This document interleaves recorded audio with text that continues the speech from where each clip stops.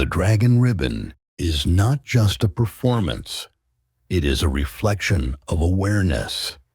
Every movement reveals whether one is present in the moment or lost in thought. Those who try to control it with force will find themselves struggling, but those who surrender to the rhythm will experience a seamless flow. True mastery is not about domination, but about becoming one with the movement.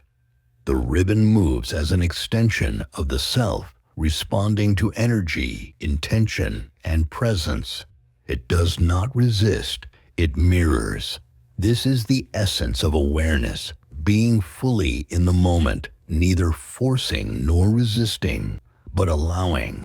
When mind and body are in harmony, control is no longer needed. Movement happens effortlessly.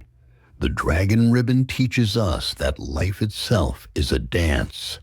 The more we struggle, the more resistance we create. But when we let go and trust, we discover the natural rhythm of existence. True mastery is not about holding on. It is about flowing with awareness.